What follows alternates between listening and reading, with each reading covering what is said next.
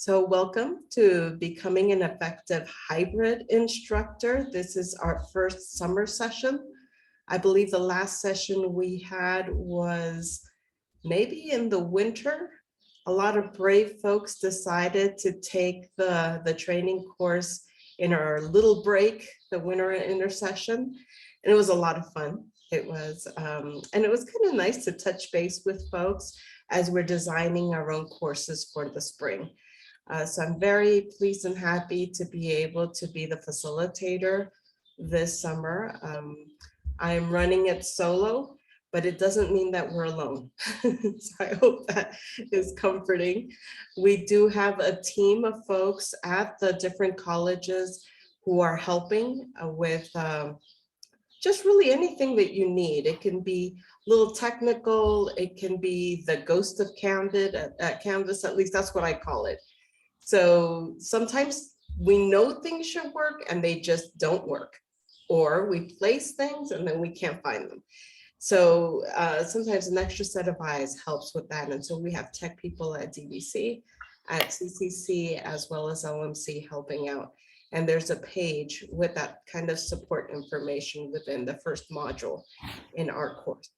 If I sound a little bizarre here, it's only because on Friday I tested positive for COVID.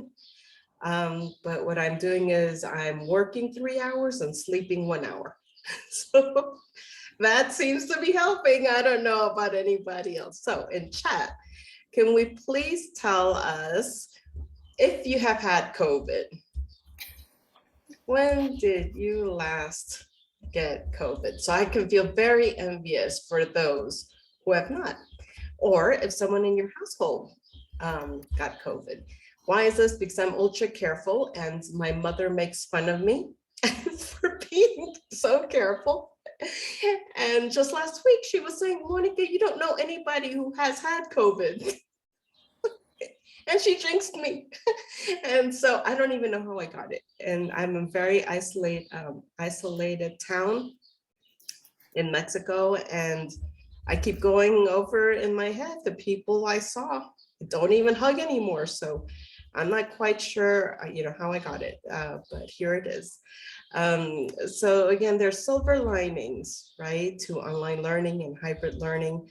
One of them is that when you're a hybrid instructor and you've already planned to do that, you always have a backup plan. So even if you're, face-to-face already, if you already have a backup plan of hybrid learning, that means that you can just go into that mode, let all of your students know you will already have a welcome letter that helps you describe what hybrid learning is going to be like for the rest of that semester, for the next month. And so it does definitely help. I'm going to go ahead and share my screen with you so that we can jump into our course. You'll notice that we have announcements at the top. I don't think I ever keep them more than 3 announcements here, and the announcements tab. Let me see, have I enabled that? Normally I hide it because it's just too annoying. If any of you feel that you want to have access to the announcements and you don't want to just read them here, the most recent, then I'm happy to enable that later. Our getting started always will be this middle button here. I haven't decided yet if I'm going to update that started button as we progress through the weeks. I'll probably just leave it right there to start at the top of our modules list. The modules list is the very best way to navigate the course. It will be tempting at times to go to the grades and then just see the assignments. The only thing is that not all of our activities are listed in the grades, and so you might miss out on something. Definitely open each of the items. Here we have the get support for this course, and we have a couple of level up opportunities where you get to participating living libraries, if you will, to connect with our peers and then get a special badge on your certificate. If you scroll down past that, you will come to our first synchronous meeting, and feel free to mimic this if you'd like in your hybrid learning. If you want to have all materials that are online and then have your meetings or the days you're going to meet in the classroom in their own separate modules between your weekly modules with agendas and with activities and how to prepare, you're most definitely welcome and encouraged to do that. Here we have our agenda for our first synchronous meeting. It's very brief and we have links to some activities. Right now, I would like to not only welcome you, but welcome our Dean, Joanna Miller, to give you a couple of words of encouragement. And so, Joanne, I think you're back with us. I am. And I will mute myself for a while. And take a rest. Monica, I did not know that you contracted COVID. I would have insisted that you rest tonight and just take this on. But since you're here, thank you for doing that, and we appreciate your dedication.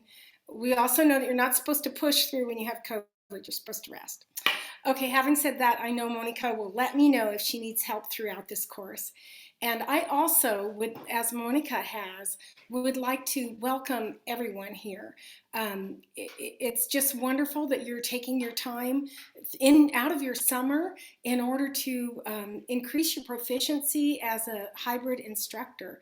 And we just appreciate that so much. It's just amazing that you're that dedicated, and we thank you. What I would like to inform you about is how it works at completion. So Monica is going to tell you all about your 4 weeks in the course. At the end of the course, your name will be sent in to be added to our district-wide database.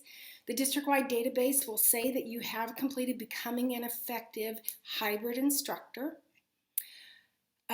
And you will receive a certificate of completion, and that is yours. You can take with you. It stays here in our database, but it also goes. It's a downloadable document that you can take with you to wherever you might teach in the future or concurrently.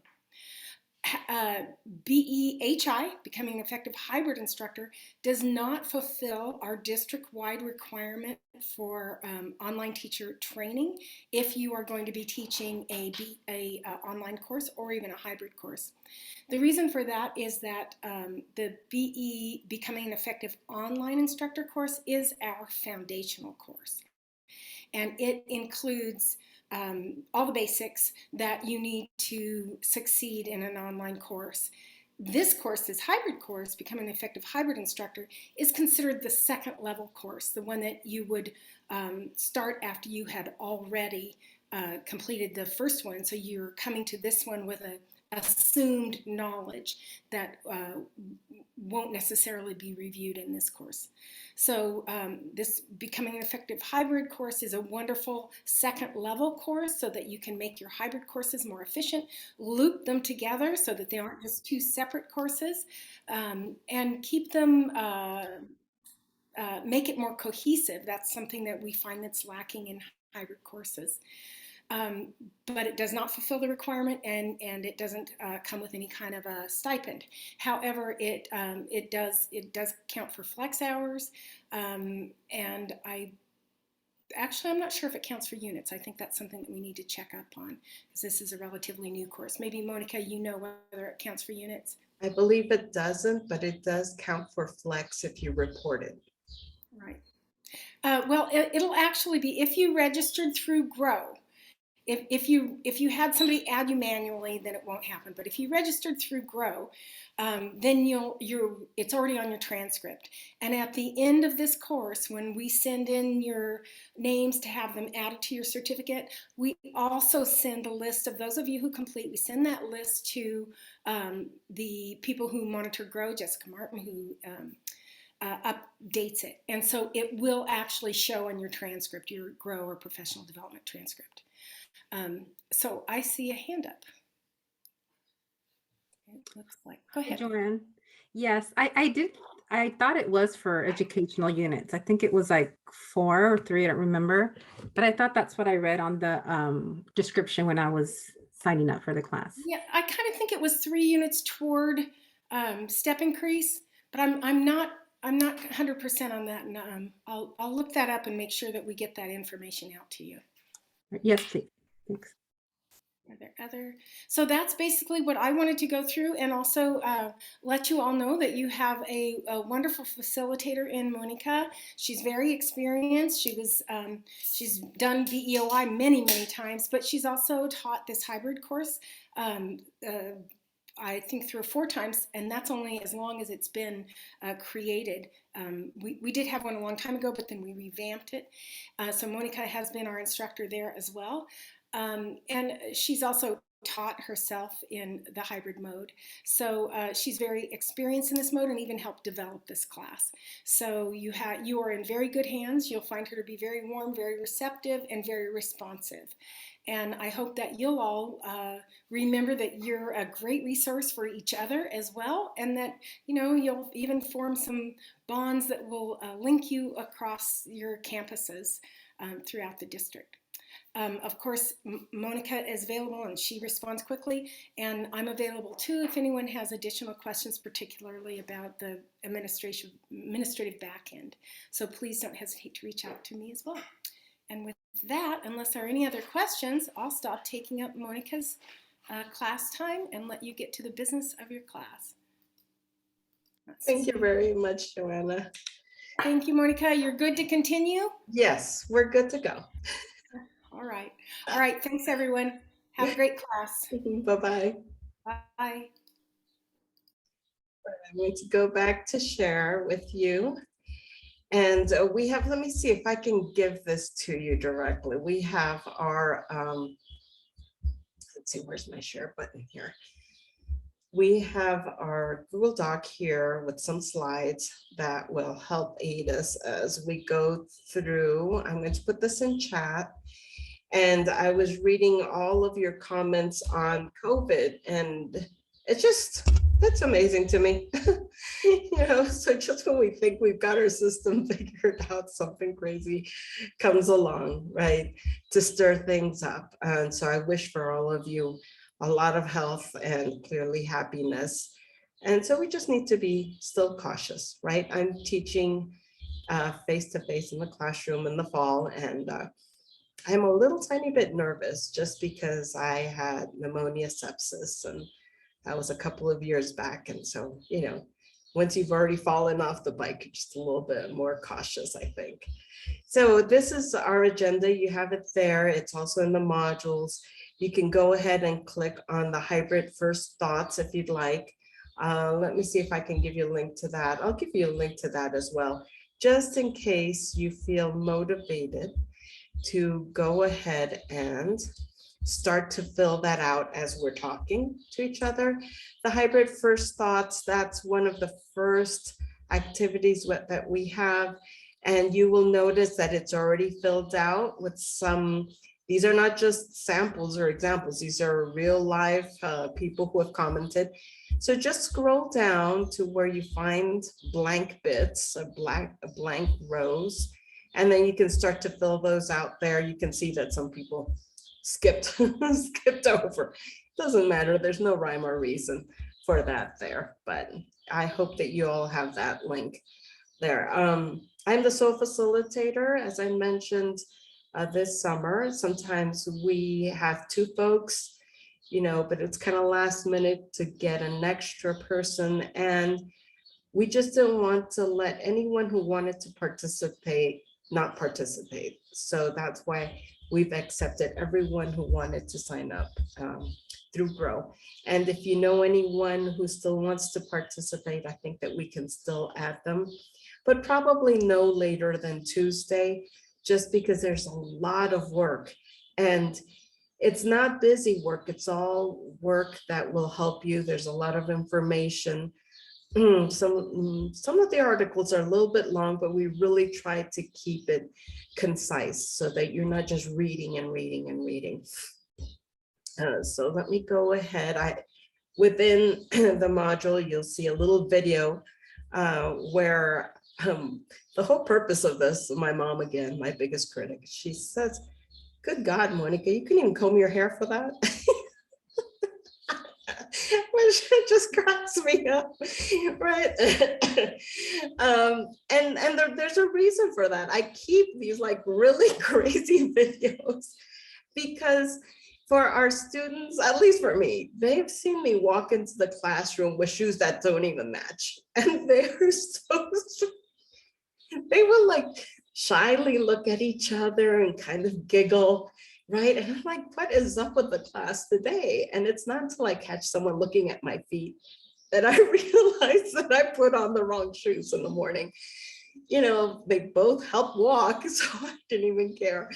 It just means that when I have then these quick clips or these videos that I have within my modules or as announcements for my students, that my whole intent is to reach out to them so that they can see that we're still part of this learning environment, even if we're away from each other. And they see me such as I am, a completely goofy, right? And so that's why you'll notice in the video, my eyes are all over the place. I'm clearly not camera ready. Didn't have hair and makeup people there, or even the right lighting. So I'm getting a little bit more professional with mics and lighting here, but for the most part, the videos and reaching out are very quick, and they're just meant to make sure that I touch base with my students, that they know that everything is okay. One of the huge aspects of hybrid at the district, elements that we need to have, is that we need to make sure that the fact that our course is going to be hybrid is titled partially online in the schedule of classes, and that there are specific days and times within that schedule. What does that mean? That means that if you're teaching hybrid in the fall, those days and times, the very specific ones, have to already be in the schedule of classes, or else we can't really teach hybrid, at least not officially, right? I think sometimes there's an emergency and we have to go hybrid, right? But that means that we cannot, after the fact, decide to make Zoom meetings a required thing for our students. We can have Zoom meetings if we have a fully online class or even a face-to-face class in the classroom. And then just simply let students know that it's optional and the meetings will be recorded. With the recording of meetings, because of FERPA, we do need to make sure that we let students know that the meeting is being recorded. I don't know if when I started the recording of this, if you all heard something or saw a banner that said this meeting is being recorded. And Zoom is supposed to ask you to actually click and sort of identify that you recognize that the meeting is being recorded. So that's kind of a new feature. But the other thing is that if you plan to have a lecture and you think it might be a pretty good one and want to use that lecture, say for a different section or a different semester, then one of the things that you can do is ask all of your students to rename themselves so that they don't have their actual name showing. And then also you might ask them to hide themselves so that their face is not showing while you're recording and showing your screen. You'll notice right now I've gone into my own name and I have renamed myself. So now my name should appear with my middle name. So yes, Ruth, I see you have your hand up.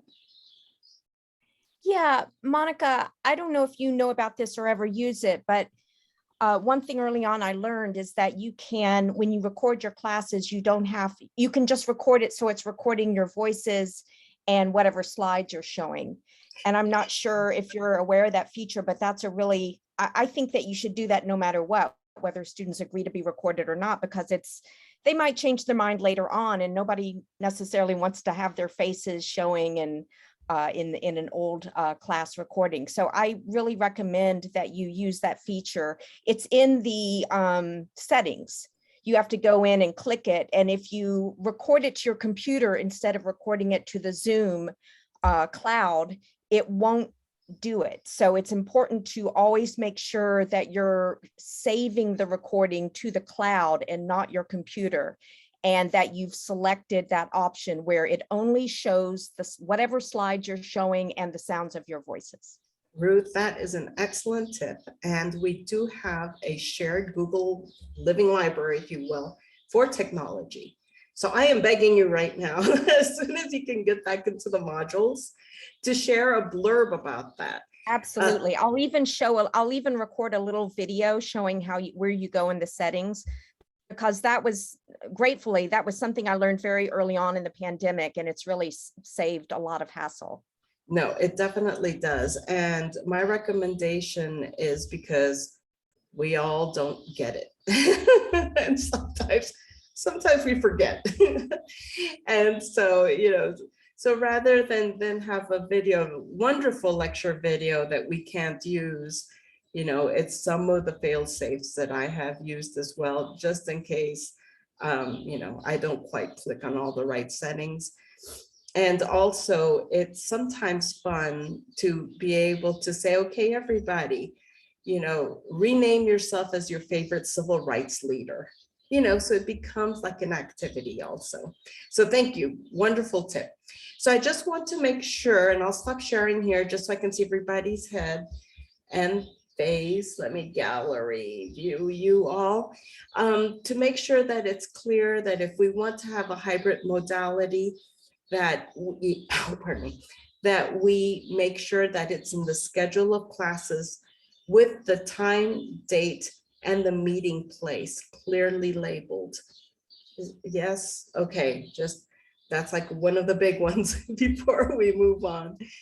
During the emergency learning, remote learning, we did have a lot of kind of kooky things that happened. Right. And so some of them were that just people were making up all kinds of different schedules and meeting folks, in different places. And that's fun to meet at the park and everything. But it's not equitable when not all students can plan for it. And a lot of our students have different schedules. And so it's nice if they can go to one place, a schedule of classes, and then just know and have an expectation of what's to come. All right, so the other thing is that we have the Ed Code for Distance Education, Title V, which is regular and effective contact. It recently became regular substantive interaction. So sometimes they change the wording a little bit at the Chancellor's Office for the California Community Colleges. But the essence of it is that we're communicating with our students online, even if we meet them in the classroom once a month. So meeting with them in the classroom doesn't mean that that's a check and we no longer have to do any online discussions. So that's another thing we want to make sure that it's clear. There are 4 modes of communication. So the first one, and we have to tell students how we plan to do this. So communication page really helps. So the first would be that we are letting students know how and when we plan to reach out to them. So we can say we're using the Canvas inbox, that we will use weekly announcements, that we will use Pronto if you have it at your college. Pronto is just kind of like a chat system, that we will use chat, that we will have office hours where, maybe it's a chat office hours, some folks like that, or that we're just going to open up our Zoom meeting and then communicate with folks that way. We might also use message students who to remind students if something is late or if there's an assignment coming up. The other place we communicate with students is often in the comments. But unless we tell students that we're going to use comments, they don't think to go back to the assignment to read the comments on the top of that same assignment, or to go into the grades and then read the comments there. The second form is to let students know how they can communicate with us. So that most of those are the same thing. For announcements, I disable comments just because I see them as an announcement from me to them and not really a dialogue. I just need to let people know stuff. And so that's not really a way that they can communicate back with me. But they can by using the Canvas inbox, which I strongly recommend, because there's a third party, the Canvas instructor people, who can come back and then find an old communication that you have. I mean, I had them find one that when we first started using Canvas, and it was a very important communication for a student who thought that they didn't receive the grade they should have. And when actually they were even dropped. So there wasn't even a grade to be given there.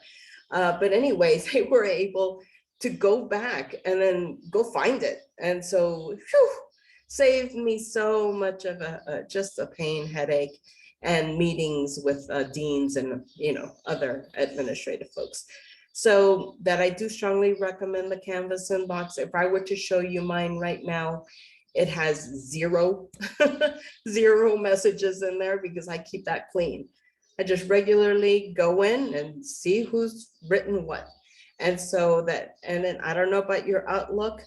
Right now in Mexico, I can't even access Outlook for one of my colleges because that particular college is afraid that Russians are going to hack my account and then spoil the district. So, and it's not reliable, so all of the union stuff gets in there, stuff gets so muddled and lost. And so in terms of communication with students, I tell students, communicate with me by using the Canvas inbox only, because then I know for sure that I got it.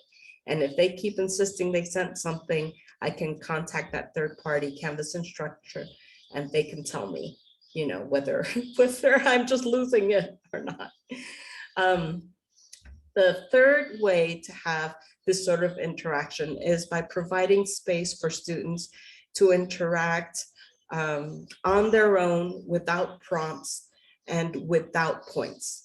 So this is supposed to be very sort of organic. It's as if they were meeting in the hallway or before class or after class. So that's supposed to be the feel of it.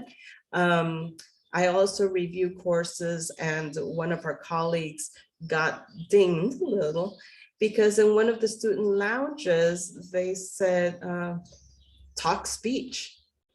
And I'm like, so what's wrong with saying talk speech, talk politics, talk, I didn't see anything wrong with that sort of suggestion. But the folks on the committee felt that that was a prompt, and therefore students wouldn't feel comfortable participating if there was any sort of prompt that seemed to be class-based.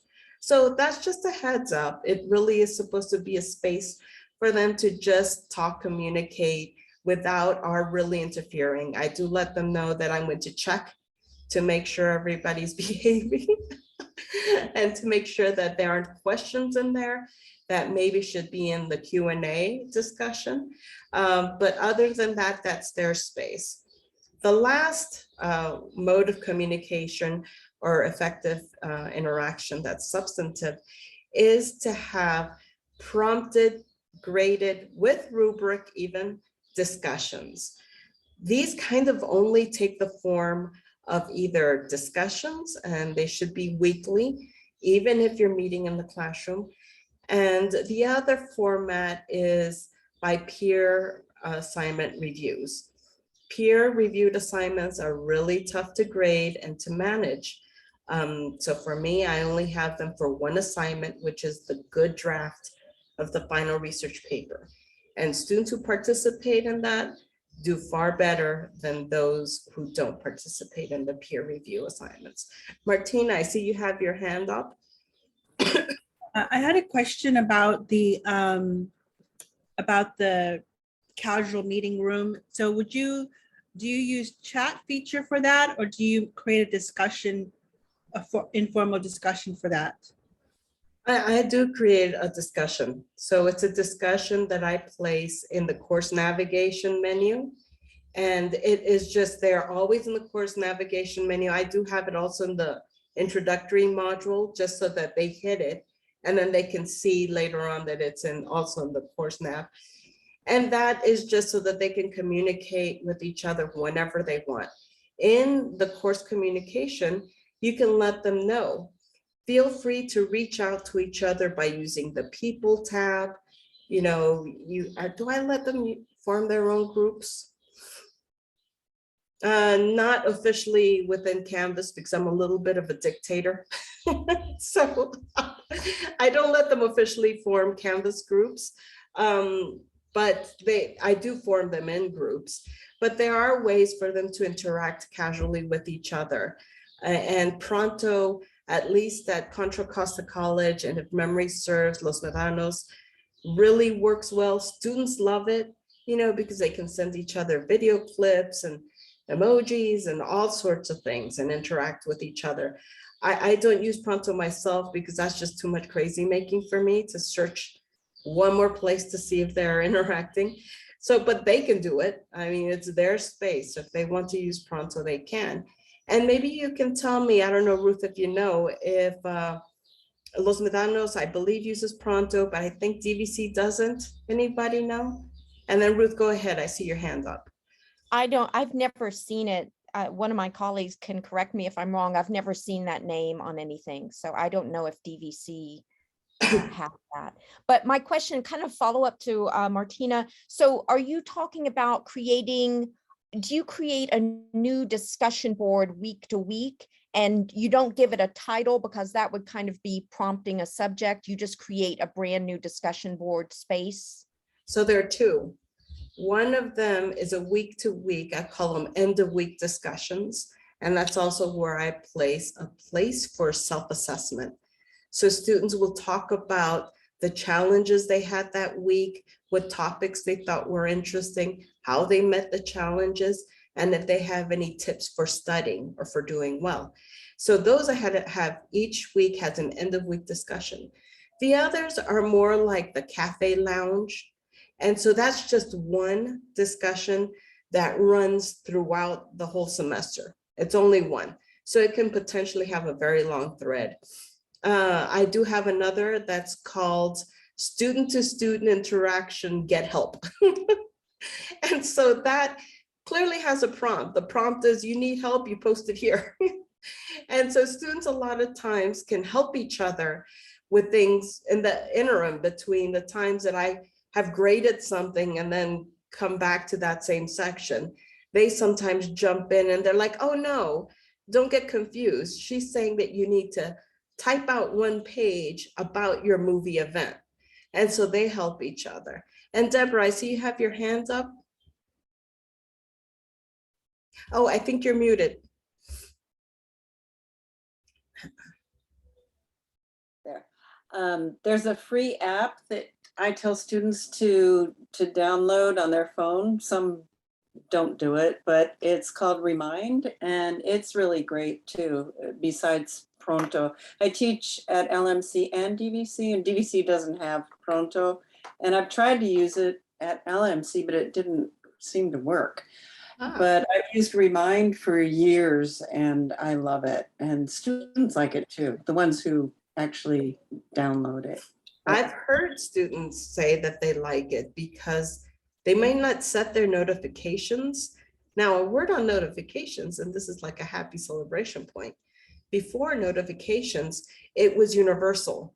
Whatever you said as a student, as you wanted to be notified for, new announcements, new assignment due dates, it was blanket for every single course you were enrolled in. Now, you can actually pick which course. My students are going to be like, nope, not from her. So maybe it's not a good thing for my class, but for students, they get to pick and choose, where they want to be reminded for what. And so I think the reason that Remind has been so popular, Deborah, is that it is direct, instant communication from the teacher to the students, and it helps them. Right? Because it gets them kind of wake up, there's something coming up, or maybe there's a big assessment coming up. And so that's awesome. If you could also put any information you have on that in our tech page that's coming up in the modules, that helps. I love online learning community because it is so warm and supportive. Every single class that I've taken, folks are always giving us these wonderful time-saving and just equitable pieces of tools for our toolkit that help us then with all of our students. And so I haven't found anyone who was selfish or who had this great tip and just kept it to themselves. So I really appreciate that you're sharing that information. All right, so those were the 4 communication big points, and they're part of the CVC OEI rubric, so they'll come up later. You'll notice them. So here's our reminder for the first thoughts. And again, you would add your name at the column there and then move across the row. If you don't mind being careful not to erase our heading, sometimes that happens. And then I'm like, what do we have? Because I have to go and scurry and find like an old one to put that in. And then, so these we'll do after or during our meeting. And then on Wednesday, come back and see if you can reply to anybody else and see if there's anything new you'd like to add. So let me see if I have here. So in our chat blast, what we're going to do is, and we're not going to do any breakout rooms today, just because I don't think we have enough time or Monica energy to coordinate that right now.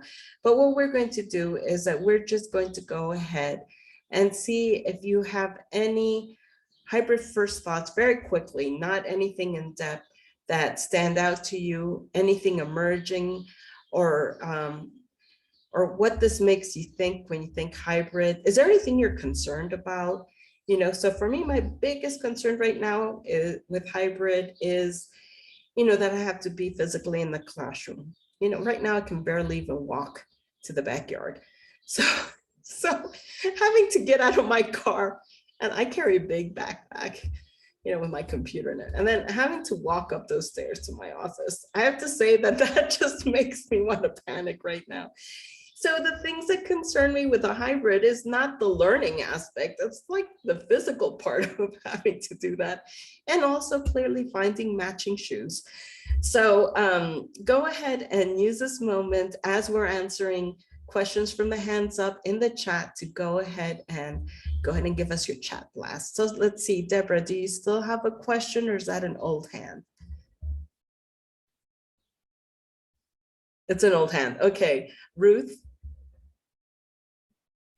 Yeah, just a quick question about the assignment that you were just showing. I was just glancing at some of them and the references to the reading material. And I just want to make sure I understand what the reading material is. Right, those that are we're all supposed within the to- modules list. And so you will find them, they're all kind of listed right after our introductory module, or the first couple of pages. So that's Okay. what they're referencing. And so that part of the assignment where you're incorporating some commentary on that is due by Wednesday. Yes, when you're coming back to the page, yes. So Great. we have our initial thoughts. You know, oftentimes our fears are backed up with reality. But sometimes they're just like myths that we created in our head, right? And so sometimes it's nice to be able to say, oh, okay, this was a fear that's legitimate, but I have a way to solve for it. And so that's why it helps, I think, to be able to see that we're not alone, you know, in some of the trepidation that we may have, or some of even the enthusiasm, right? There's certain things about hybrid teaching and learning that is attractive to us. So I don't know if that helps, Ruth. Any other questions out there? How's the chat coming along? Let's see, yes. Yeah, so the understanding, what students understand. You're right, sometimes students feel that these hybrid courses, either one part or the other are optional.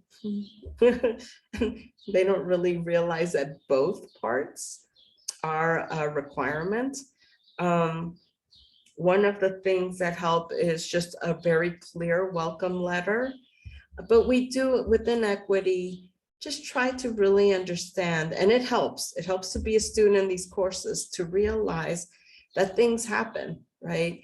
And that we need to have a little bit of wiggle room, right? And so I think that really keeping our ears open to what they're saying helps. And it's tough. I've been teaching for almost 23 years now. And so I become a little skeptical of some of the stories I hear. You know, once a one semester student told me that, you know, she was in mourning because her mother died of breast cancer. And at that time, my cousin, who's about my age, also had to have a mastectomy. So, you know, I was really, I don't know, I was impressed by it. So much so I used to keep a database, FileMaker Pro, anybody old enough to remember that? And so I used to keep a notes comments. And I wrote in the instructor notes comment that she had a death in the family. Well, then fast forward 2 years later, and she's taking another one of my classes, and she didn't pass, she failed. But she came a semester after that and said that she felt that she wanted to challenge the grade. And, so I had a conversation and she says, well, let's just say my mother's just been diagnosed with breast cancer. And I'm not myself. I wasn't able to study. And so, but because I made a note, it seemed weird. I mean, I only have one mother, but I thought, okay, if I had two mothers, what are the probabilities that both of them, one would have died from breast cancer and the second one would have had it? And so it just started to make me feel like I couldn't be as naive and gullible as I've been for, at that time, 15 years. And so it's terrible that we start to get jaded in these sort of ways, but we still want to be able to offer every single student the kind of learning that they need when they need it. And so having empathy does go a long way. Ruth, is that an old hand or do you have another comment? Sorry, Monica, I forgot to lower it. That's okay, that's all right. Okay, so there is a frustration when students don't read or watch the lectures. So one of the things that we can do is, I don't know if you remember my showing where I had the synchronous meetings in a separate module. What we can do is have a module that says something like prep for in-class session with the date and time and the place. And then within that module, have the pages that they need to review. And so gentle coaxing, just letting them really know that using the lecture material or the materials given will really help enhance their lab activity when they come in. And so later on, we'll talk a lot about the hybrid loop. And what that means is that within discussions or within the modules, we can have content that refers to classroom activity. And then with the classroom activity, refer them back pardon me, to either another discussion or online activity where students will have to share, what they practiced in the lab. That way, no student feels like just coming to one or the other or just watching the online lectures will be enough to fully succeed in the class. But it also means that if they miss one, that the other will be able to still not make up fully, but still be able to guide them back to that content that's going to help them. It's hard. Whenever we miss something, we miss something. We can't recreate an experience that's been missed. But the hybrid loop does try to attempt to cover sort of all of those scenarios. All right, so that's fabulous. Thank you so much for your comments within the chat. I believe you can save these comments if you click on the right, the right side of the chat box. There are 3 dots. Normally those are called the more option dots. If you click there, you should be able to save the chat in case you want to come back to this. All right. Can I ask you one question? Sure thing. I'm sorry, I didn't see your hand up, but please do. I hear your voice. Yeah, So I mean, here I can. Yeah. There, I see you. There, I see. Yeah. So my question is, sometimes I'm confused because I never teach hybrid yet, but I'm planning to. So what should be mandatory? Like, I know there is one set class time in class, right? And then maybe online format later afterwards, but synchronous meeting on Zoom or some other format might be mandatory, or it should be optional. I mean, I'm not sure what is actually mandatory and what is should be optional. So I'm going to be very happy with this answer. It's completely up to you. Now, because you are all pioneers in hybrid learning and teaching, What that means is that you're making it up as you go, which I don't know if it's comforting or not, but it's a lot of agency for you. It means that you take a look at your student body, your course, what kind of students you have, and you figure out what will work best for them and it's not going to kill you. Hybrid teaching is a lot more work, right? And so you have to measure yourself or else you're going to end up like Monica with COVID and pneumonia and all kinds of stuff.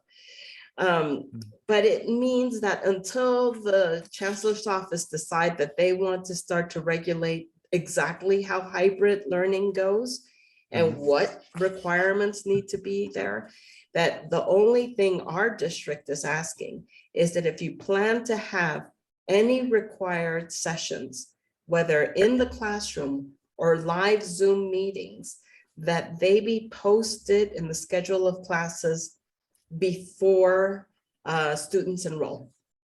So for example, this course right here, this training course in Grow already told you all, it should have, that we were going to have these Monday optional meetings from 6 to 7.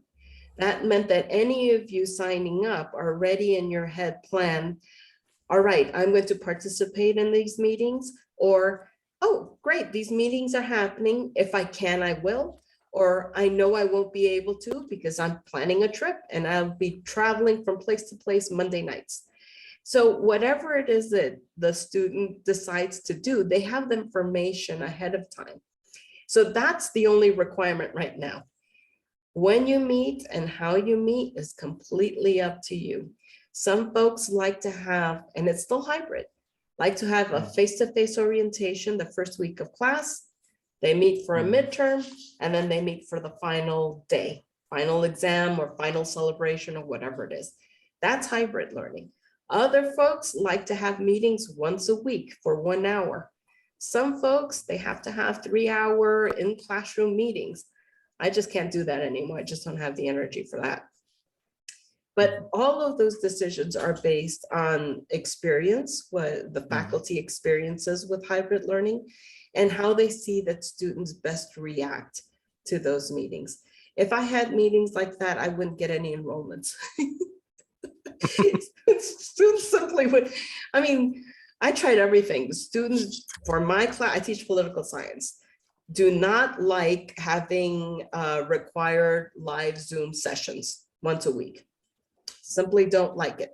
They want, for me, they want to have a fully online experience or a face-to-face with tech enhancement, meaning we meet once a week for 3 hours, 2.5 hours in the classroom, and then everything is uploaded through Canvas. So all of their assignments, they get all of the lectures, they get all of the stuff in Canvas, but they still come to the classroom once a week. So you will find your own, you know, not silver lining, I want to say, what, Goldilocks and the Three Bears, what, the sweet spot? No, that's tennis. Okay, I'm mixing metaphors. But I hope that that makes sense. I don't know, did I just confuse everybody now trying to answer one question? No, all right. So with the walkthrough this week, and I better giddy up because we got 15 minutes here, I mean 10 minutes, is that we do have some fun stuff. So pandemic music playlist, we have an intro and check-in meet and greet. So a lot of folks have already participated in that. That's fabulous. It's so great to see all these pictures and everything, especially since I'm in quarantine and isolated from everyone. So I'm living vicariously through your travels and your photographs. We do have that meet and greet then is due, the initial post is due on Wednesday, and then the wrap up with the 2 peer review posts are due Sunday. My huge recommendation is that there are enough posts there to do this all in one sitting. Like, if you're not going to do it in one sitting, then my second tip is to open up your calendar and then put there on Sunday with the link to that specific discussion, participate in peer reply posts. I'm always forgetting that because I always feel like I did enough the first time I sat down. The last tip for discussions, I can't even tell you how many times this has happened to me. My computers have a trackpad, And I guess I get tired or lazy and my hand drags. So when I'm in a discussion post, I'm typing away and I'm like a genius with everything I'm sharing. And then I accidentally drag my 3 fingers across my trackpad, and that moves my screen to the next screen and erases everything that I just typed out and wrote. So the recommendation for that not to happen, I'm just never the genius I was the first time in a discussion, is to open up a Word document, copy and paste the prompt there so that you can read it as you're typing out. Type out your discussion and put in your images. And then once you've spell checked it, you like it, then copy that into the discussion. And that way, I pray that you will never lose anything that I don't even like retyping 15 minutes worth of stuff. So retyping like an hour and a half, that's not fun. So those are going to be my 3 big discussion tips. Let's see, what else do we have? We're going to finalize the first thoughts, reflection on hybrid with the Google Doc. And tomorrow, everything being equal, I hope to have the video recording placed within the modules. It's going to be within the same module as the meeting and the agenda. And it does take me a little while to caption. So, but this is an opportunity to talk about accessibility. Auto-generated captions in YouTube are not accessible. And so, yes, sometimes we do have them in our courses, but we need to work diligently on captioning them and actual caption. And those are a bit of a pain. But so I'll put in a little kind of note there to hang in there and be patient with me as I caption the video. And then once it's captioned, it automatically will generate as you refresh that page. Let's see, what else do we have? Pardon me.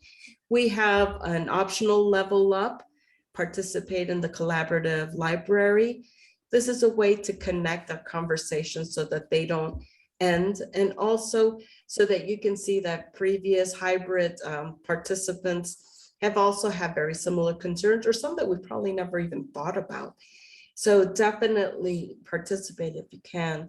Your certificate that Joanna Miller talked about at the end, if you participated in these level ups, will have a special badge on it, just kind of indicating that you've participated in these optional level ups. If you don't, everybody has different time constraints, no worries. I won't even friendly remind you to participate in those, which I know can be so annoying. Let's see, and then we have for the rest of the week, I tried to open up each new module or make them available to you the Wednesday before the week we're supposed to be in there. A heads up. So week 1 is actually comprised of, I think, 2 modules, the orientation module and then the week 1 module. Technically even 3 because the synchronous meeting mini module is within there. But starting Wednesday, you should be able to access week 2. And so that's the biggest length of time that I can have in terms of leeway so that you can, get a little bit ahead, because we're still trying to practice what we preach. And that means that this is not correspondence course, so that somebody jumps in day 1 and finishes everything by Wednesday. We really are supposed to move through the training course together. And Teresita, I see you have your hand up, and then Martina. Yeah, very quickly, Monica, I think it'd be a great idea. Maybe, sorry. It would probably be, it's not me, sorry. It's not me, just so you know, Monica, but it'd be great to maybe advise with the distance education committee about the closed captions. I used to be on that committee a year ago, and I know that they were working on resources for instructors that maybe needed help for 100% accuracy. I know that I used to forward it to DSS for any DSS student that wanted 100% accuracy, and they would do it for me. So I'm not sure where they are right now with the funds, if they still have that person or that service. So I know they were working when I left a year ago, when I left the committee. I know they were working on having a stable resource for instructors that needed help with the captioning. And what college, is this at DVC? Yes, I can see. Oh yes, DVC Pleasant Hill. Okay, I just And wanted to just, You know, all of the colleges, the sister colleges have slightly different funding and setup for that. But we'll look into that. I know the chancellor's office has a captioning service. It's called 3C Media Solutions. They do take a long time. I'm going to go in and put that in the chat. Let me see, in case the 3C Media Forgot about that Solutions. one. And it's pretty good. Another one is Amara.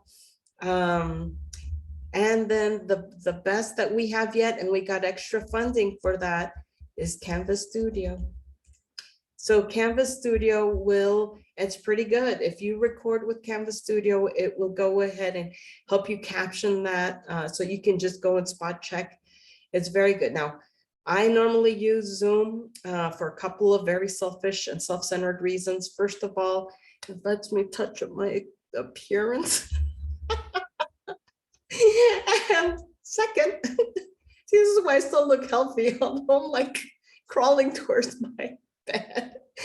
The second is that it lets me have this fabulous Harvard study that I want to have one day. And so the backgrounds, Canvas Studio doesn't let us have backgrounds, not yet.